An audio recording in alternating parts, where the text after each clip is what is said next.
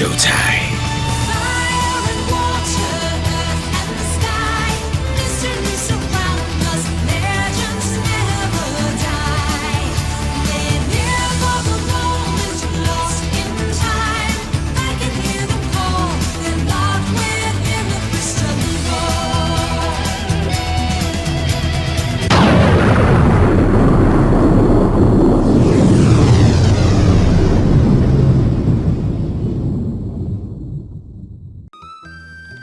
Hello everybody, my name is the T-Rock100 and welcome back to more of Let's Play Pokemon Shining Pearl. Last time, we went up for the Redstone Stark Mountain. We helped out with Bug get the Magma Stone, only to return it and caught ourselves a Heatran.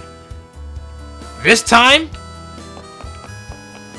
there's a little bit of something that I wanted to talk about while we're here. I believe now in this house, yes. Ah, it's you. Good to see you. How is your Pokédex coming along? Catching every kind of Pokemon is no easy feat. I'll grant you that. But I'm sure you can accomplish it. Ah, yes. An acquaintance of Ken has sent me something quite interesting. I think you make better use of it than I ever could.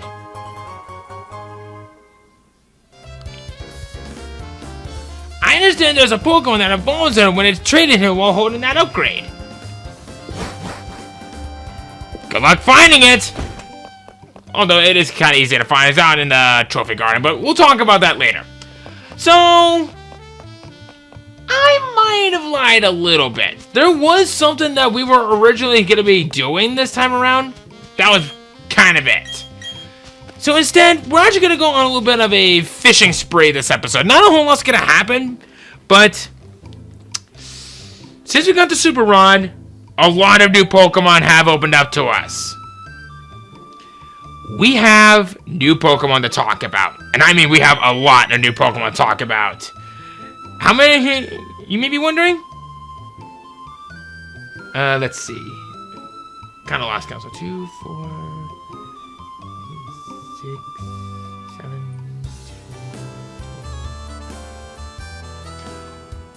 2. We have 16 new Pokemon to talk about. Fortunately, a majority of them are the evolution line, so getting to them is gonna be pretty easy. So I'm gonna be going around the place, doing a little bit of some fishing, so we can go ahead and talk about these new Pokemon in the process. So let's get right to it. Starting things off in Celestic Town, we have the Quillfish line, Quillfish and Crawdont. This is a prime example of a group of family of Pokemon that begged for the physical special split to happen in Generation 4, and they got it. This is a prime example of a Pokemon that I think is great, thanks to the physical special split to happen in Generation 4, and quite frankly, I wish that they spawned at an earlier point in the game, because for a while, I actually even considered using this Pokemon on my team, but the reason why I ultimately decided against it wasn't because this is a Pokemon that came way too late. If you really want to have a Pokemon that is greater for what it does, there you go. This is a great Pokemon, and with all three of its abilities, there's not one that I recommend more than the other, depending on how you want to play it. In my personal opinion, I think adaptability is probably going to be the better one to go for because it gives any type of attack bonus a boost.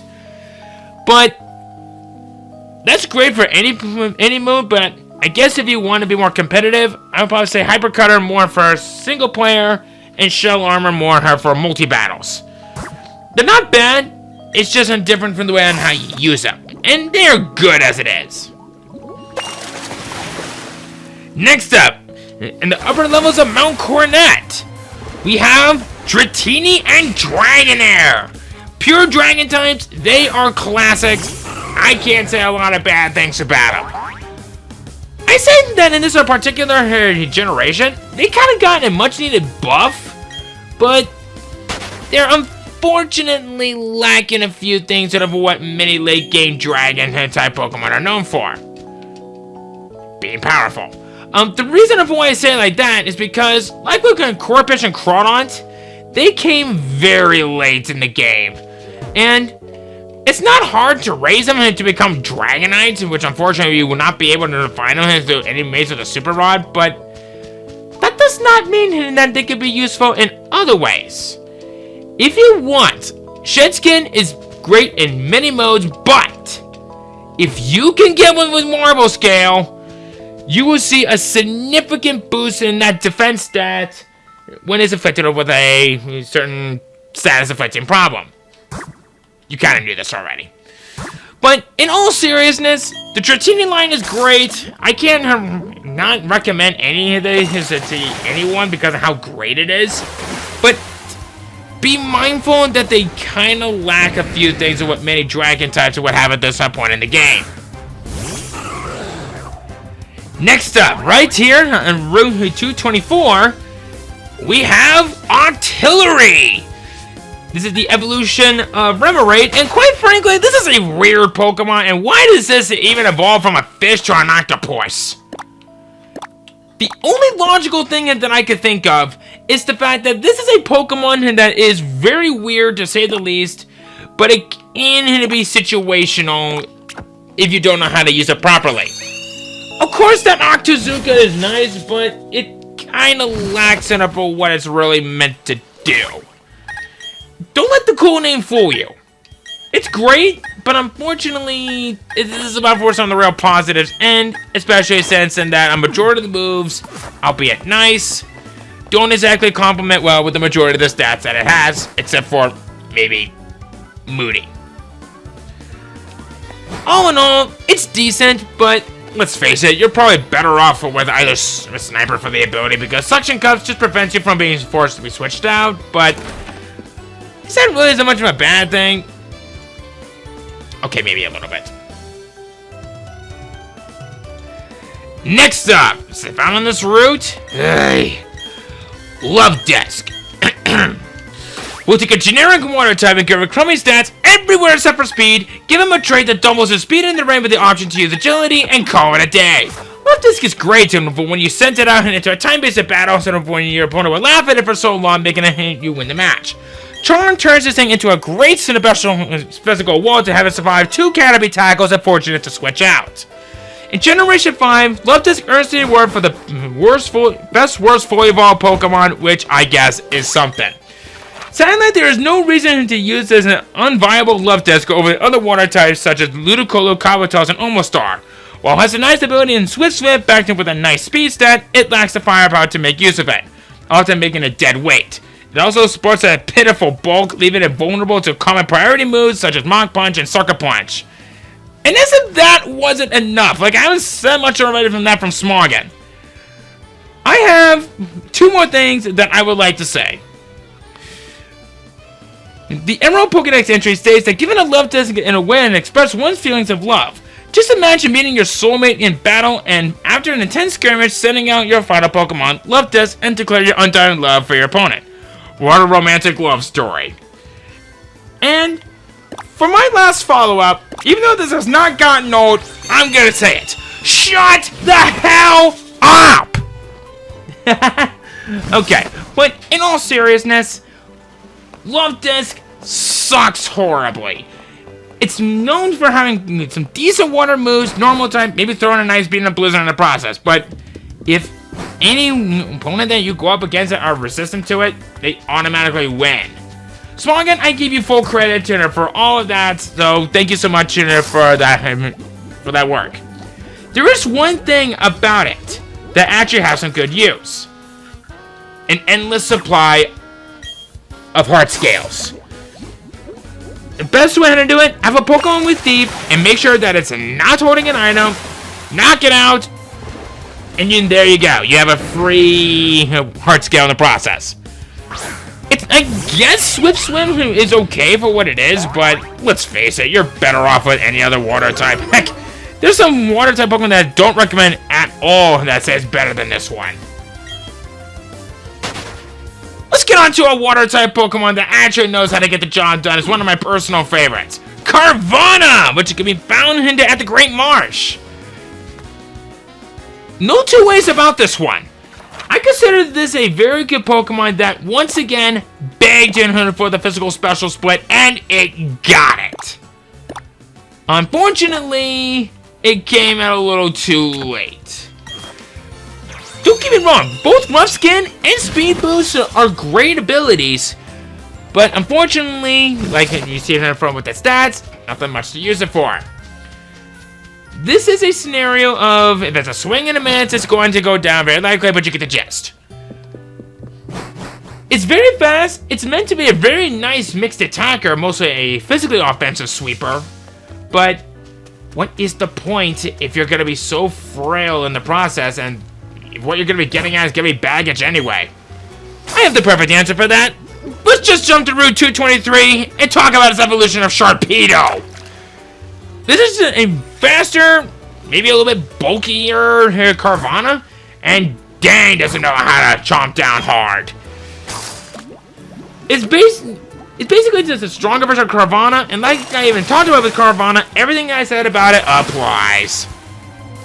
It did get a badass Mega Evolution in the process, but good luck finding one in this particular game, which I don't think you can at this point, but who cares? Sharpedo is great. I used one in a past Let's Play, but in all seriousness, you're just better off with some other water types, and that's not so much as being rather squishy in the process. Your opponent will just look right at it and pretty much just smirk and say, "Smile, you son of a..." Let's kind of calm down a little bit and talk about the other two Pokemon that are found in Route 223, and that is Whalmer and Whalelord. These are some of the bulkiest water types and that you will be finding with a ton of HP to boot. With such great amount of HP, and the fact that it has such a really decent bulk in the process, it can be good on its own purpose. It even comes in with a really nice move of Water Spout. The more HP that you have, the greater the damage. It's basically a water version of the move Eruption. In serious note, the Pokédex entry, and even an NPC from another Pokemon game, states that Whalelord can fly. It's less dense than air. Some people have actually calculated this. If you want my personal opinion, be absolutely sure it does not have pressure for the ability. I don't know why it hasn't. In fact, Water Veil and Oblivious are better abilities to go for. And with a base 170 HP, what's not to like? That'll really give that Water Spout something to make people fear the most. Despite the fact that of what you would think about mini whales, since they're kind of smaller in the average size of our whale. Except for maybe belugas, but you get the gist. 220. The Chinchou Line can be yours. Can I just say on how pitiful I can say about these Pokemon? Well, okay. I'm not saying that they're bad. I'm just saying that they're really hard to use in single player. I talked about this briefly in a past on Let's Play. They are very good for multi-battles, mostly because of Volt Absorb and Water Absorb, both of which can restore some of its HP if it's get hit by a water and electric type, depending on what its ability is. I guess if you want to go for a single player use, Illuminate's going to be the one to go for, but why would you want that if it's going to keep drawing in more Pokemon as it is? I consider this Pokemon to be very good, but the problem that I have with it is that why is it that it has such great moves, but its abilities pretty much make them useless in a few different ways? If it had a different ability than any of those, then I would say that you're better off with any others. I'm sorry, but I want to give these Pokemon such great bios, but the Chinchou Line just couldn't cut it. Onto a more illuminating approach. See what I did there? Luminion! It can be found on Route 218. I already have one before. It's basically a stronger Harfinian, and everything about it I said applies. Swift Swim is the one to go for. Storm Drain is great for multi-battles, but I think you probably know for why I say this Pokemon is very good, but it's a kind of, well, let's face it, trash in a few other ways. I have a bit of a soft spot for Luminion, and I wanted to use it to show on how decent it could be when used in the correct ways. It's meant to be used as a really nice Swift Swim user, making it one of the fastest Pokemon that you can have with that ability. Plus, complementing it with the water moves and that it knows. Yeah! I actually kind of have people think that people are underestimating this line. And for good reasons. Next up, and oh boy, this is a very good choice to go for. Clamperl is only found on Route 219, and my sweet god, this is a Pokemon that I think got screwed from when it was first introduced. Its main gimmick is to be used as a really good defensive Pokemon that has some really good special attacks, but the reason why I say it got so screwed is because in that the moves that it knows don't exactly complement well with the moves that it has. I'm not saying that it's bad. I'm just saying here that it's awkward. You can go in one or two choices of evolution, and the problem is they're both through trading. With the Deep Sea Tooth, you would get... Oh my god, I actually forgot the name of the Pokemon as well, but... Well, anyway. If you choose to evolve it with one with a Deep Sea Tooth, you can go for a Pokemon that is a great hit for physical offensive purposes, or you can go for its counterpart for it's more specially oriented and it's more balanced. Personally, I think Gorobus is the one to go for, but I'm sorry, but like I said, it's hard to use. If you really want to determine to have a good choice of one to go for, be absolutely sure that your Clamperl will have Shell Smash. By lowering its defense and special defense stat, it will see a boost in attack, special attack, and speed. And if you train that over with that very move, oh boy, it'll make those evolution Pokemon so much viable. But, like I said, they're locked through trading. And I don't love it at all.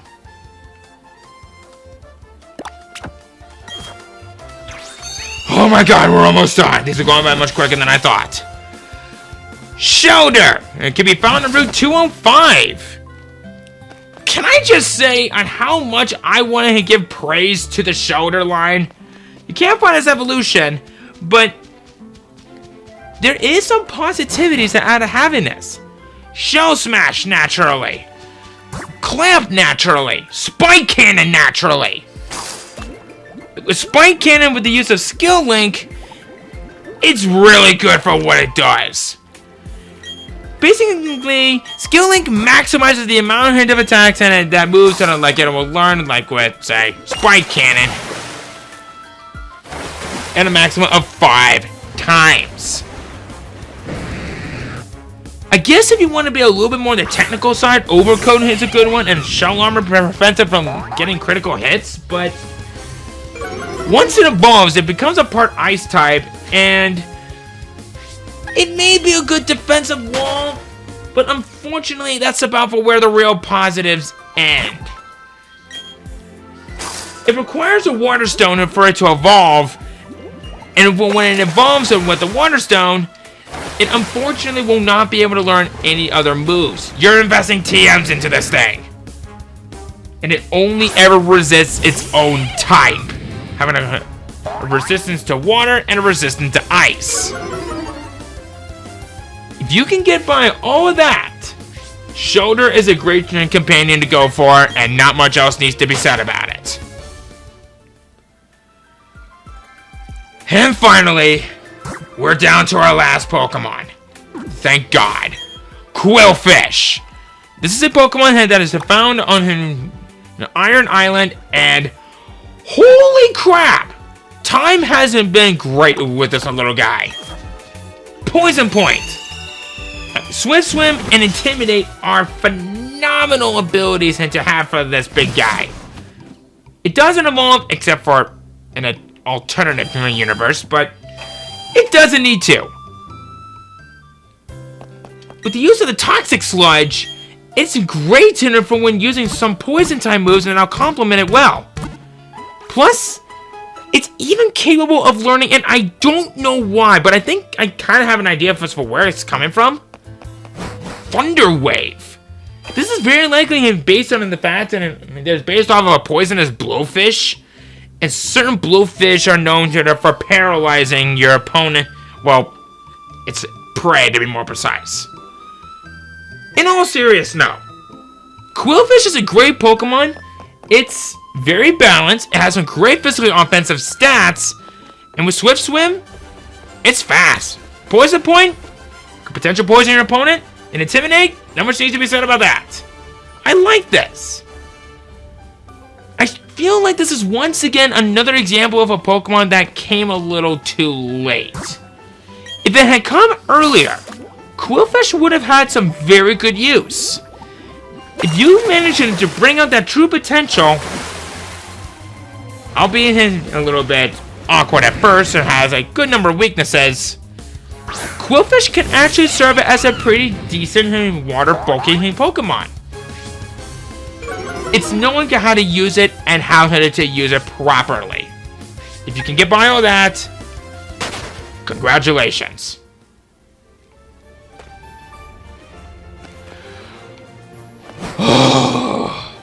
Now I thought the Great Marsh was bad. But now I want to come out here. The main thing I want to do. You have Gardenia right here. Hiya! Were you intrigued by the rumors going around too? You know, people have been talking about the ghost Pokemon of Old Chateau. I've been hearing rumors about sinister shadows too. I should check it out myself, but going in there is... Well, you know, being that I'm a gym leader, I'm always busy. So, since I'm so busy, I can't go in. It's not because I'm scared. So, good luck with your investigation. Oh, don't you worry, Gardenia. We'll take care of this investigation. In fact, why don't we look more into this investigation? We were here once before, but now we have a good reason for coming back here. I want to point this out to you right now. You can only do this in the post game and when you got the National Pokédex. Because... Oh, whoops, wrong room. Because... I believe it's in this room. Yes. Only in the nighttime, something special will come to you in the Old Chateau.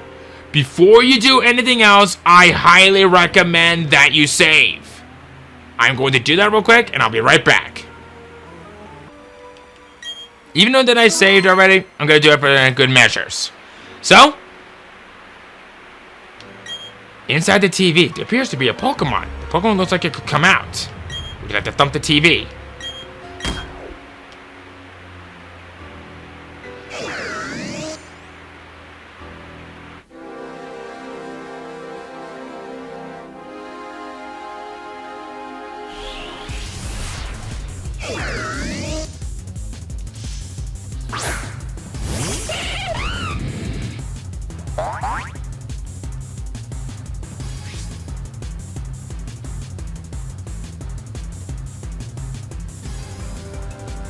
They say that poltergeists are known for being spiritual creatures that haunt those inside haunted buildings.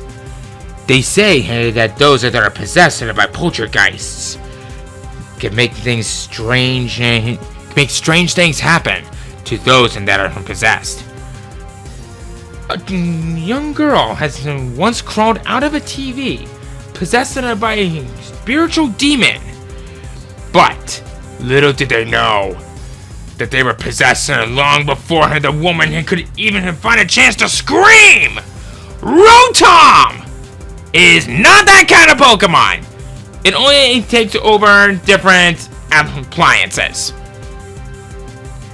Level 15, Electric Ghost type, Levitate for its ability, Domo Team, Thundershock, Confuse Ray, and Charm.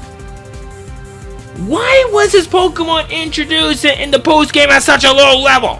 Okay, but in all seriousness, bring this down to a Pokemon as it is. Rotom is a phenomenal Pokemon. I love this thing to death.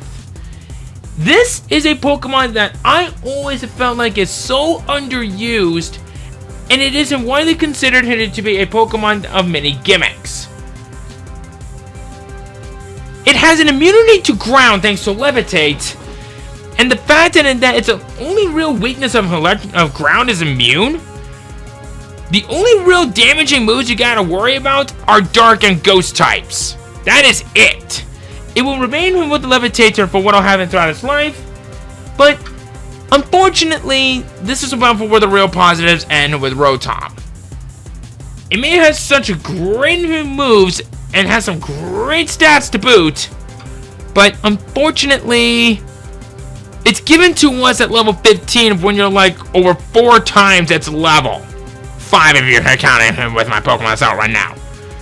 In all seriousness, Rotom is great, but it just came a little too late. If it was at maybe a level 50 or 60, I would probably praise it even more.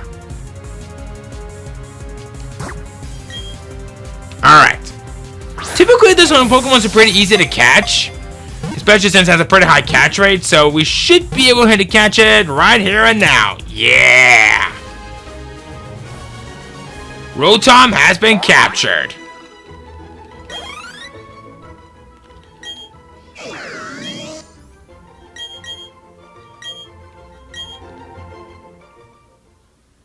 Oh, something is on the ground. We have obtained the secret key. This key has a very special purpose. This used to be something that could be only be accessed in Platinum. It was because in that it actually has something special that is now, well, easily accessible at this point. But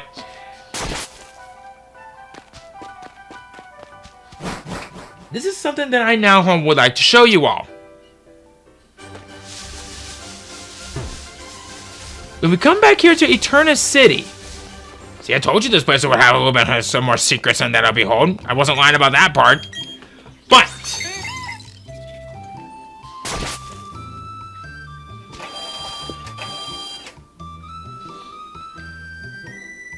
I believe there should be something right here. Yes. We have a secret entrance that would take us to this room.